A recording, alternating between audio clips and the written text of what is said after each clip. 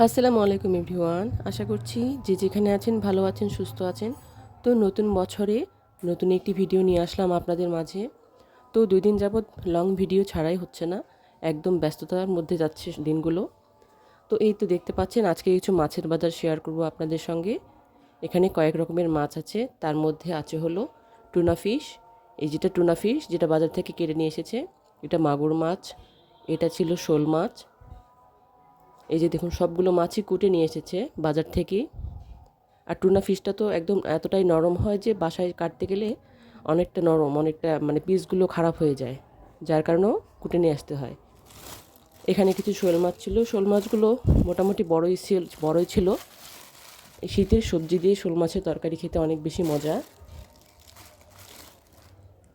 এই যে দেখুন মোটামুটি বড় মাছই ছিল। এটা ছিল মাগুর মাছ, বড় সাইজের। এই যে অনেক বড় সাইজের ছিল, আপনাদেরকে একটু ভালোভাবে দেখাচ্ছি। এই যে দেখুন অনেক বড় বড়। এগুলো পেঁয়াজ দিয়ে ভুনা করলে অনেকটা সুস্বাদু হয় খেতে। টুনা ফিশটাও অনেক বড় ছিল, ক্যামেরাতে ছোট মনে হচ্ছে। আর এই যে দেখুন পিসগুলো এভাবে করে নিয়ে এসেছে, আর অনেক নরম। আর নরম হলে কাঁচা থাকতে নরম, যখন রান্না করা হয় এই মাছটি অনেকটা শক্ত শক্ত হয়ে যায়, আর খেতে একদম মাংসের মতো লাগে শক্ত। আমার কাছে অনেক বেশি ভালো লাগে খেতে। আর সামুদ্রিক মাছ তো মানুষের শরীরের জন্য অনেকটা উপকারী, এটা হয়তো আমরা সবাই কম বেশি জানি। এই যে দেখুন ওই একটার মধ্যে সব ধরে নাই। এটার মাথা দেখলেই বুঝতে পারবেন এই টুনা ফিশটা কত বড় সাইজের হয়। সরি, কত বড় সাইজের হয় না, এর চেয়ে বড় হয়। এটা আসলে কত বড় সাইজের সেটা দেখাচ্ছে আপনাদেরকে।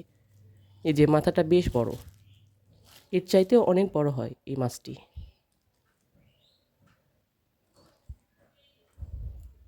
আর এই মাছটি কুটে না আনলে তো অনেক সমস্যা, তাই না?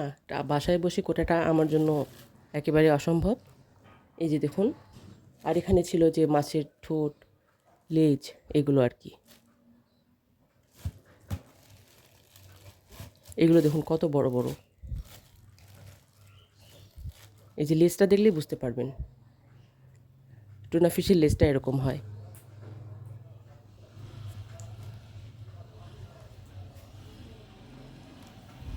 টুনা ফিশের কালারটা একটু কালো কালো হয়। এটা আর কি রান্না করলে তরকারির কালারটা একটু কালচে ধরনের দেখা যায়। তো এবারের বাজারে এই কয়টা মাছই নিয়ে এসেছে। এর আগেও ফ্রিজে কিছু মাছ আছে, ছোট মাছ। তো এখন মাছগুলো সব আমি ঢেলে নিচ্ছি, কারণ এগুলো পিস করতে হবে। শুধু টুনা ফিশটা আর কি পিস করে নিয়ে এসেছে, কারণ এটা অনেক নরম মাছ তো বাসায় করতে গেলে অনেকটা গলে যায়। আর বাকি মাছগুলো এখন আমি যে এরকম পিস করে রেখে দেবো ফ্রিজে। এভাবে শুধু কেটেই নিয়ে আসে, আর আমি বাসায় সব মাছ এভাবে পিস করি, কারণ আমার অন্য কারো পিস করাটা পছন্দ হয় না, কেন জানি না। আর এই মাছটা দেখতে পাচ্ছেন, এটা অনেক পিচ্ছিল এবং এর গায়ে অনেকটা কালচে ভাবটা থাকে, যেটা অনেকটা ঘষে ঘষে তুলতে হয়, পরিষ্কার করতে হয়। তো আজকে আমার অনেক বেশি কাজ। তো আজকে দুপুরে রান্না শেষ হয়ে গিয়েছে, কারণ আমি আগে আগে সব রান্না শেষ করেছি। এখন সময় আছে, এখন এগুলো ভালো করে ধুয়ে পরিষ্কার করে ফ্রিজে রেখে দেবো।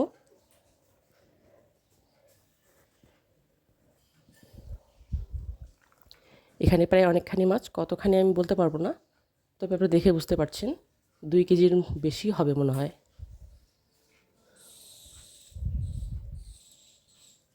তো আমি এসব মাছ ধুয়ে পরিষ্কার করে রাখি। আপনারা ভিডিওটি দেখতে থাকুন। আপনাদের এর মধ্যে কোন মাছটি বেশি খেতে পছন্দ করেন কমেন্ট করে জানাতে পারেন। আর আমার ভিডিওটি যদি আপনাদের কাছে ভালো লাগে থাকে, লাইক, কমেন্ট, শেয়ার করে দিবেন। তো আজকের মতো এখানেই শেষ করছি। আপনারা ভিডিওটি দেখতে থাকুন। আর নতুন বছরের শুভেচ্ছা জানাতে তো ভুলেই গিয়েছি। তো সবাই ভালো থাকবেন, সুস্থ থাকবেন। আল্লাহ হাফেজ।